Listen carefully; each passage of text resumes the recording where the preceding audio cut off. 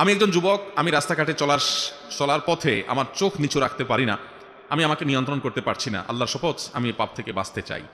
আলহামদুলিল্লাহ, এই প্রশ্নগুলো সম্প্রতি অনেক বেশি পরিমাণে পাচ্ছি। আমার খুব ভালো লাগে যে আমাদের যুবক ভাইরা হারাম থেকে বাঁচার জন্য সংকল্প করছেন। ওলামা একরামের কাউন্সেলিংয়ের মাধ্যমে আল্লাহর ভয়ে তারা আল্লাহর পথে ফিরে আসার চেষ্টা করছেন। ভাইরা, আল্লাহ তাআলা কোরআনে বলেছেন, ওয়াল্লাযীনা জাহাদু ফিনা লানাহদিয়ান্নাহুম সুবুলানা। আল্লাহ বলেছেন, যারা আমার পথে আসার চেষ্টা করবে, হারাম ছেড়ে হালালে পথে আসার চেষ্টা করবে, এই মানুষগুলোকে আল্লাহ বলেছেন লানাহদিয়ান্নাহুম সুবুলানা, অবশ্যই অবশ্যই অবশ্যই, লামে তাকিদ নুনে তাকিদ সাকিলা, তিনবার অবশ্যই হবে, তিনবার, অর্থাৎ তিন ধরনের গুরুত্ব আল্লাহ তাআলা আরোপ করে বলেছেন। অবশ্যই অবশ্যই অবশ্যই আমি তাকে আমার দিকে আসার একটা নয়, সুবুলানা সাবিলের বহু বচন, বহু পথ দেখাবো। যে আল্লাহর দিকে আসতে চাইবে, আল্লাহ তাকে বহু পথ দেখাবেন। আপনার কাজ হলো শুরুটা করা এবং আল্লাহর কাছে সারেন্ডার করা, চোখের পানি ফেলা। চোখের গুনাহ থেকে বাঁচতে পারছেন না, প্রথম কাজ হলো যেই জায়গায় গেলে চোখের গুনাহ হয় ওই জায়গায় যাবেন না। ফেসবুক থেকে বাঁচতে পারছেন না, অ্যাপই ডিলিট করে ফেলেন, একটু হিম্মত করেন।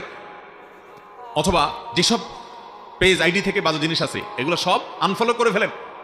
সেই সাথে যেই জায়গায় গেলে, আপনি স্কুলে গেলে চোখের জেনা হয় আপনি জানেন, আপনার কলেজে গেলে আপনি জানেন, তাহলে বের হওয়ার আগে নিজেকে চ্যালেঞ্জ দেন যে আজকে যাতে কোনো চোখের গুনাহ না হয়, আমি চেষ্টা করবো। বের হওয়ার আগে প্ল্যান করে বের হন, দেখবেন অনেকখানি বাঁচা সহজ হবে ইনশাআল্লাহ।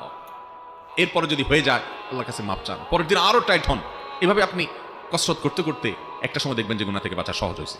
নাম্বার 3, বিয়ে শাদী করার মতো সামর্থ্য থাকলে দ্রুততার সাথে বিয়ে করে ফেলান, এবং সেই সাথে 4 নম্বর, আল্লাহর কাছে খুব দোয়া করেন। ভাইরা আমার, চতুর্দিকে ফিতনার যে আয়োজন চলছে, এই ফিতনা থেকে বেঁচে থেকে নিজেকে জান্নাতের পথে ধরে রাখা অনেক কঠিন। এজন্য আল্লাহর কাছে পানা চান, আল্লাহুম্মা ইন্নী আউযু বিকা মিনাল ফিতানি মা যাহারা মিনহা ওয়া মা বাতান। আল্লাহ প্রকাশ্য সব ধরনের ফিতনা থেকে আপনার কাছে পানা চাই। আল্লাহ আমাদের সবাইকে হেফাজত থাকার